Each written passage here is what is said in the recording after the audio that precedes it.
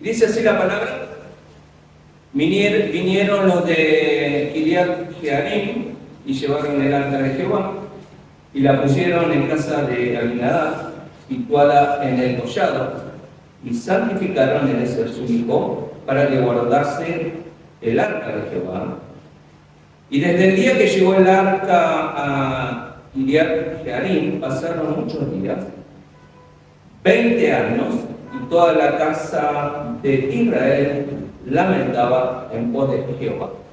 Amén. Amén. Gloria a Dios. Bien, ya hemos orado, hemos alabado al Señor y ahora vamos a compartir la palabra. Bien, estamos situados, creo que es el contexto de este párrafo bíblico que hemos leído podría haber sido más amplio, porque es interesante lo que es en el contexto inmediato anterior.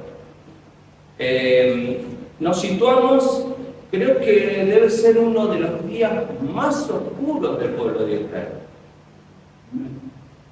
¿Sí? Uno de los días más tristes, acompañado de malas decisiones. ¿Sí?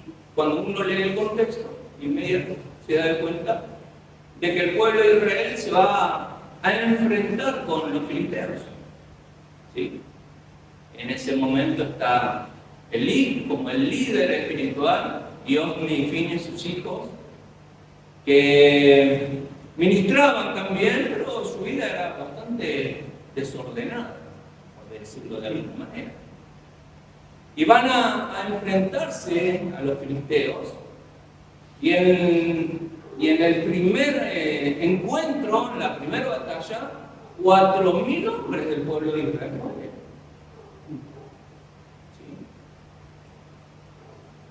Y no tienen la mejor idea de ir a buscar el arca a Silo. En Silo estaba el tabernáculo y ahí estaba el arca de Jehová. Y fueron a buscar el arca, y esto ya se habló en otras predicaciones, que se llama algo de amuleto. Fíjese, está en el canal de la iglesia, de YouTube. Y fueron a buscar el arca con la idea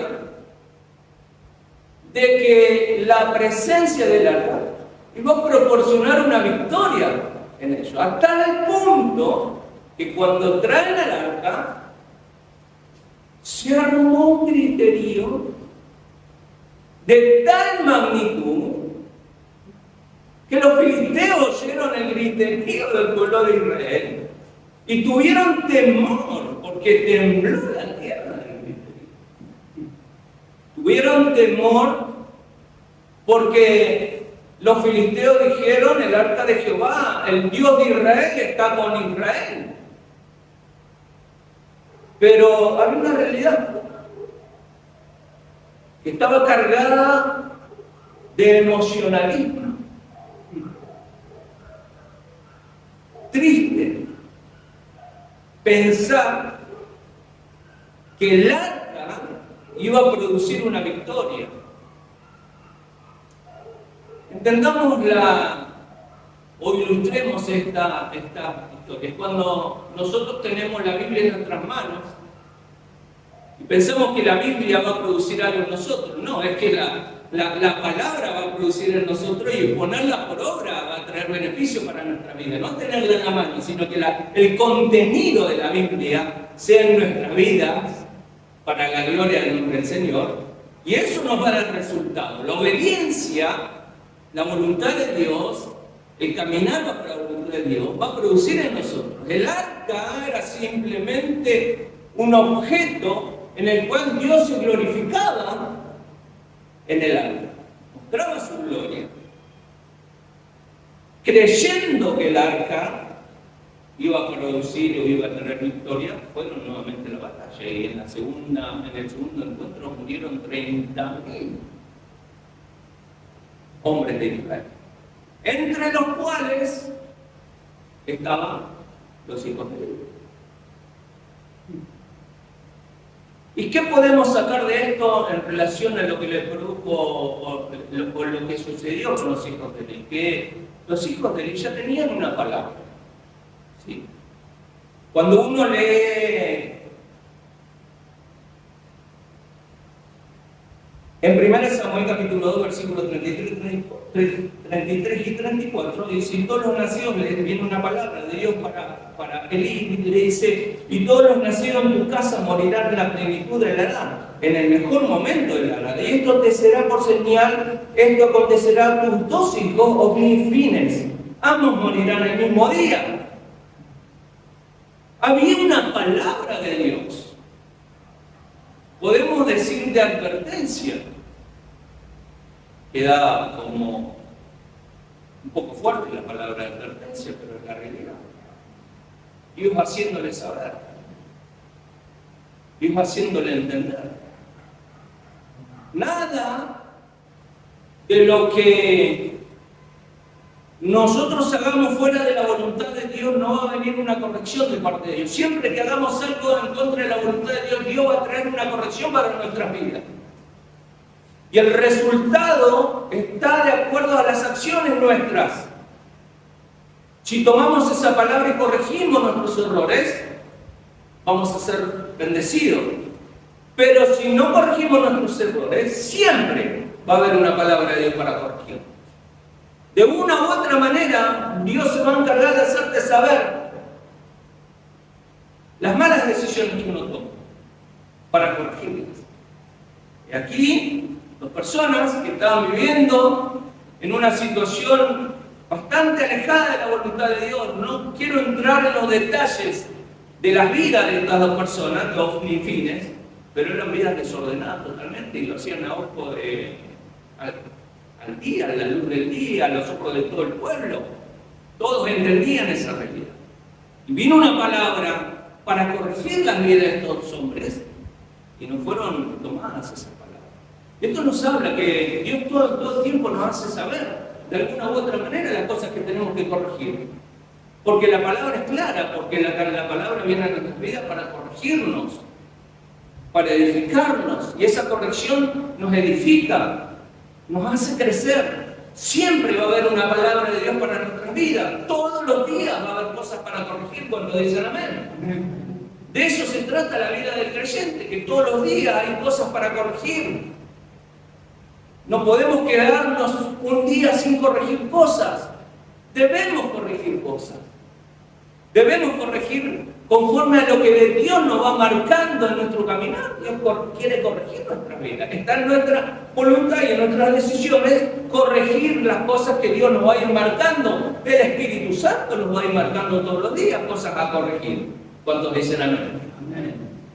¿Cuántos entienden esto? Amén. Claro que sí. Es una realidad que nos toca vivir a todos. Es una corrección continua que va a producir crecimiento en nuestra vida.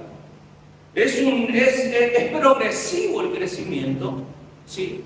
En la medida que vamos caminando, aún teniendo muchos años, hay cosas para corregir. Y estas dos personas no tomaron las cosas a corregir y vivieron una vida desordenada y se cumplió lo que Dios le había dicho. Ahora, todos morimos, obviamente, claro que sí, todos nos llega ese momento. El después es, porque la vida no termina en la muerte, la vida continúa, hay una eternidad, ¿sí? La muerte solamente es un momento, pero debemos entender que nosotros somos seres eternos, y que tenemos que vivir una eternidad, en Cristo, con Cristo o fuera de Cristo, ¿se entiende? Bien. Ahora es un momento bastante difícil, porque en un día mueren los dos hermanos, mueren 4.000 personas y al siguiente encuentro mueren 30.000 personas. Mueren los dos hermanos y dice la palabra en el contexto que uno de Benjamín va a llevar la noticia de que Ofni y Finehas habían muerto.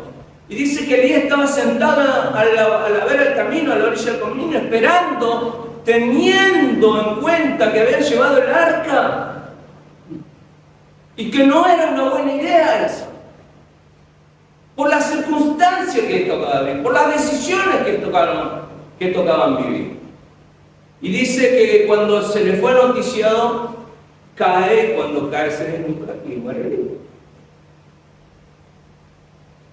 Y no termina ahí la desgracia. Porque la esposa de uno de los hijos de Elí estaba encinta. Y se le apresuró el parto. Y en ese apresurar del parto muere y nace Icabod. La gloria de Israel fue traspasada. Muchos momentos tristes en el contexto de él. Es más, no todo queda ahí, sino que el arca es secuestrada, por decirlo de alguna manera, es tomado por los filisteos y es llevado al pueblo filisteo. Y dice la palabra que lo llevaron al templo de Dagón. Y estando en el templo de Dagón, a la mañana siguiente lo encuentran a Dagón tirado en el piso. Lo pararon y al día siguiente ya no estaba tirado en el piso, sino que las manos se le habían roto. Y se dieron de cuenta que no era bueno tener el arca en posesión de ellos, porque consideraban que Dios había tomado como un lugar de autoridad para traerle daño al pueblo. Y dice que la historia, lo que hemos leído, que fue de un lado a otro, y de un lado a otro, y le estuvo 20 años dando vueltas. Estuvo más tiempo en la casa de Abinadab, que las recibió. Estuvo 3 meses con los filisteos, después estuvo otra tanda, estuvo en otro lugar, y otro tiempo estuvo con Abinadab. 20 años ha pasado. Y mi pregunta es, ¿qué pasó en esos 20 años? Dice lo que hemos leído, que todos lamentaban en pos de Jehová. 20 años no es una semana. 20 años no es 10 días, no es un mes. Es un montón de tiempo. Y lo importante es saber que la vida espiritual del pueblo de Israel era en el entorno del arca. Porque ¿qué hicieron durante 20 años sin ofrecer ofrendas, sin celebrar el Yom Kippur, que era el día del perdón? 20 años sin celebrar ninguna fiesta. Nadie se preocupó de devolver el arca así o conectar el tabernáculo.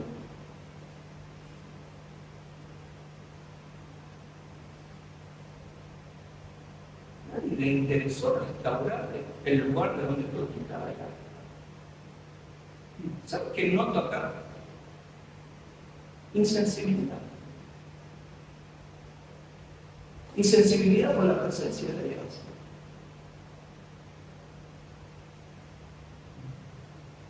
De hecho, el mensaje se llama insensibilidad. Porque que un día no sientas la presencia de Dios puede pasar.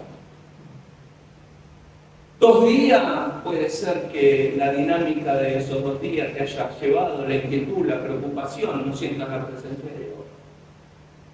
Una semana ya es un poquito alarmante. Un mes que no sientas la presencia de Dios.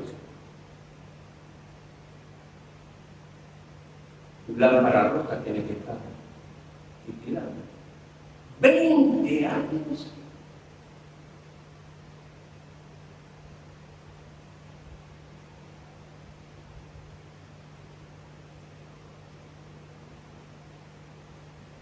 Yo creo que es preocupante. No estamos hablando de Abinadab, en el cual estaba el arca en su casa y su hijo Eliezer ministraba a Dios, sino estamos hablando del resto del pueblo. que lamentaba en pos de Jehová, pero nadie se preocupaba por buscar el arca y llevarlo bajo las condiciones de que debía llevar. Después, en 2 Samuel, David toma la iniciativa y lo lleva al arca a Jerusalén. ¿Sabe cuántos años pasaron? 70 años.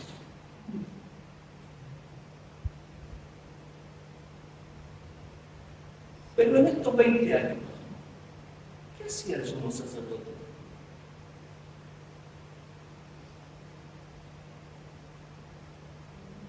No celebraban el día del perdón. No hacían fiesta. No presentaban ofrendas. Si nosotros nos vamos a Levítico, nos vamos a encontrar infinidades de fiestas. Y todo se hacía en torno del tabernáculo, en torno del arca, donde la gloria de Dios se manifestaba. El día de Yom Kippur se tiraba la sangre sobre el propiciatorio, el sumo sacerdote, y salía después y daba el ok del cual Dios le había dado, y el perdón sobre el pueblo de Israel era sobre un año más. ¿Y qué pasó en estos 20 años? No se celebró absolutamente nada. ¿Qué pasó en la vida del pueblo de Israel? No nos va a dejar indicios la palabra, pero uno tiene que entender que el pueblo de Israel vivía su vida espiritual en torno del tabernáculo, en torno de la ley, en torno de la palabra de Dios, en torno de las fiestas, en torno de la celebración, donde la gloria de Dios se manifestaba era sobre el arca. ¿Qué ministraban los sacerdotes? No podían ministrar. No había ofrendas, no había fiesta, no había absolutamente nada durante 20 años. Y esto nos tiene que llamar la atención.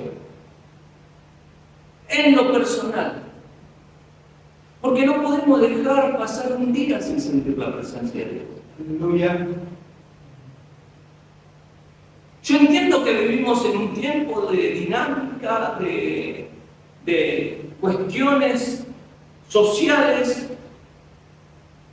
que atentan sobre nuestros pensamientos, sobre nuestras vidas, sobre nuestra manera de expresarnos, sobre nuestra manera de actuar.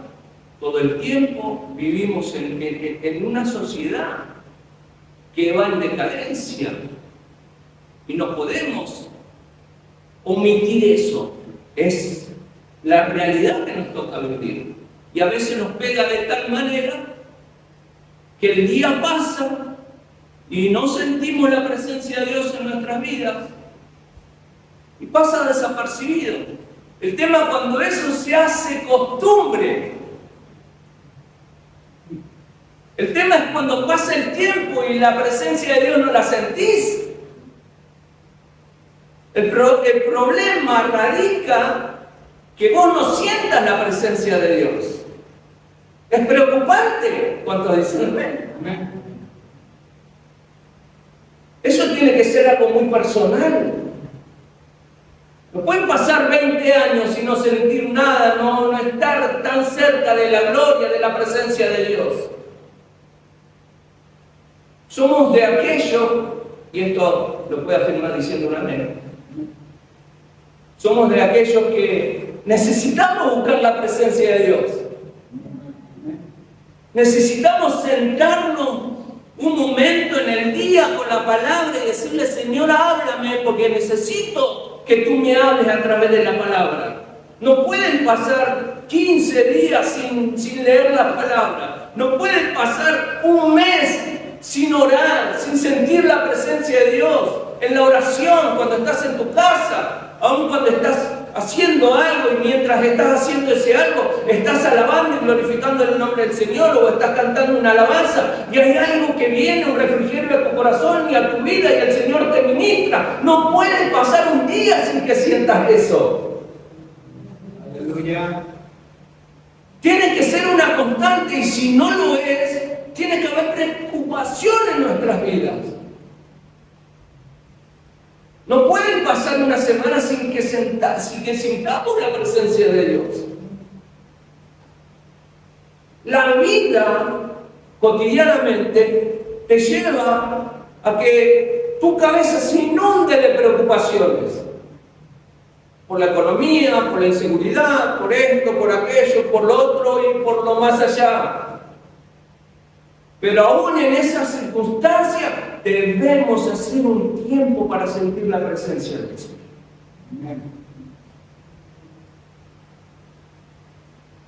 Porque es menester que ante tantas adversidades de la vida, ante tantas preocupaciones en la vida, ante tantas situaciones adversas en la vida, la presencia de Dios en nuestro corazón va a producir para que podamos repeler esas situaciones. Va a ministrar fe en nuestros corazones. La palabra va a venir como un refrigerio para nuestras vidas. ¿Cuántos dicen amén? Fíjese lo que dice.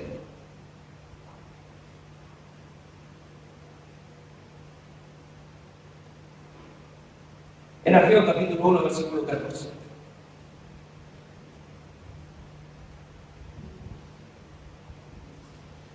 Y sabe que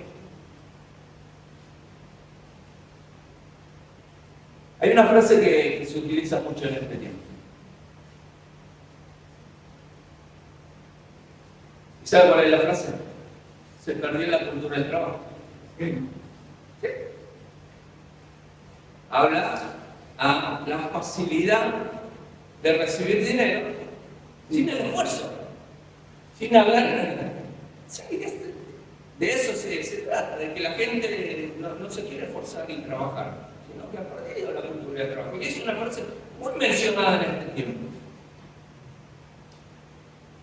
Y esta cultura que se menciona a diario en todos los ámbitos, en los noticieros, en las informaciones, todos hablan de se perdió la cultura del trabajo. Haciendo énfasis al desgano de las personas, justificadas o no, es eso.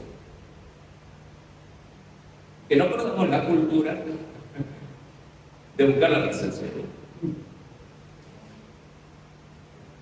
Porque lo que habla Ageo capítulo 1, el versículo 12, fíjese lo que dice. En un contexto también que no vamos a ahondar, pero en un contexto en que la casa del Señor estaba abandonada y demás, y habían venido del cautiverio y la restauración de la casa de Dios era una de las prioridades, porque hermosear la casa de Dios era también un beneficio espiritual para ellos, porque era donde la presencia de Dios ministraba la vida del pueblo, ¿sí? Era beneficio, trabajar, hermosear. El Señor le llama la atención, pero antes de llamar la atención había algo que había sucedido, era el acostumbramiento que habían tenido en referencia a lo que Dios demandaba. Dios demandaba que se esforzaran, que trabajaran en la tierra, y ellos se habían acostumbrado a otra cosa. Sus prioridades estaban totalmente cambiadas, las prioridades de Dios. Pero ¿por qué se dieron estas cosas? Simplemente, y dice así, y despertó Jehová el espíritu Zorobabel, hijo de Salatiel, gobernador de Jehová, y el espíritu de Josué también lo despertó, hijo de Josadá, sumo sacerdote, y también despertó el espíritu de todo el resto del pueblo. ¿Sabe qué significa que lo despertó? Si alguien despierta a alguien es porque estaba dormido. Y cuando habla de que el espíritu estaba dormido, está hablando de la voluntad. Está hablando de las acciones del pueblo. El espíritu está espíritu con letra minúscula, no está hablando del espíritu de Dios, sino que el espíritu de la persona, el accionar, la voluntad, las decisiones, estaban enfocadas en otras cosas. Entonces Dios tuvo que llamarle la atención a tal punto que despertó el espíritu de ellos. Habían tenido una actitud pasiva en cuanto a la relación para con Dios. Y en el capítulo que hemos leído, hay una actitud pasiva. Dice que se lamentaban en pos de Jehová, pero pasaron 20 años y nadie se preocupó preocupó por traer el arca. La insensibilidad está a flor de piel en los versículos. Como el pueblo estaba en una relación para con Dios bastante distante. Y eso que Jehová está cercano. Pero no es una decisión de Dios, sino es una decisión del pueblo. Lamentarse pero no accionar es lo mismo que la misma.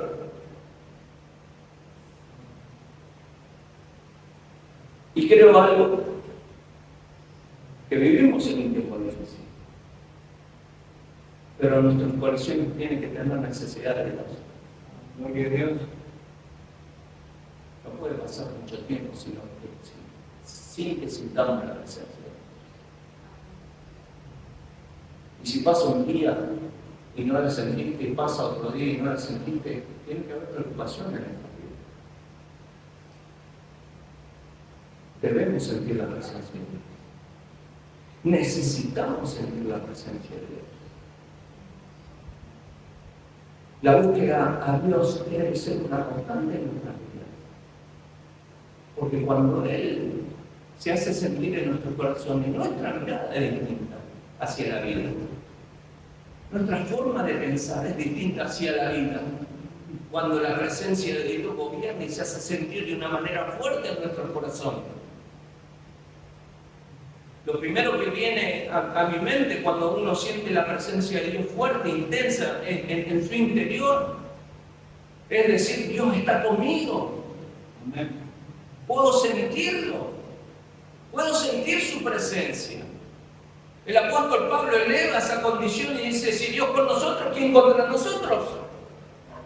Haciendo entender que él sentía a tal punto la presencia de Dios que hacía que su pensamiento sea invencible, porque Dios era el que lo sostenía, porque Dios era el que lo enfrente, porque Dios era el que lo apoyaba y era Dios el que le daba la fortaleza. Gloria a Dios. Por eso creo que en este tiempo es menester que sintamos la presencia de Dios todos los días. No te digo todas las horas porque probablemente te desenfoques y enfoques tu mirada en circunstancias que tengas que prestarle atención, porque el diario vivir es eso. Tenemos que prestar atención a algunas cosas, los que trabajamos, los que estudiamos, los que hacemos cosas. Pero no tiene que pasar un tiempo en el día sin que vos sientas la presencia. Y no necesariamente te tenés que arrodillar y no. Yo a veces voy manejando, me toca manejar todo el día, y cuando voy manejando, cuando siento la presencia del Señor, hago un costadito y ahí disfruto el momento de la presencia del Señor. Gloria a Dios.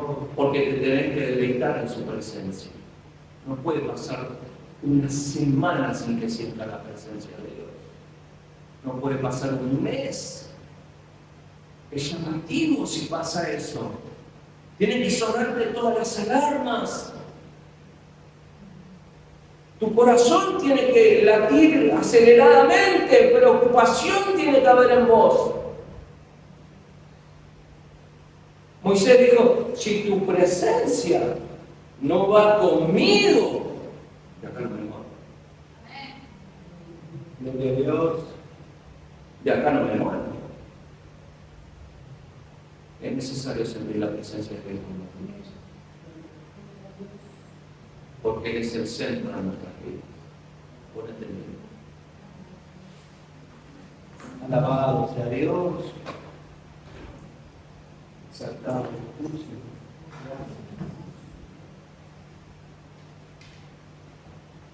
Gracias, Señor. Gracias, Señor. Gracias, Señor. Esto es en lo personal. Cada uno sabe. Amén. Cada uno conoce.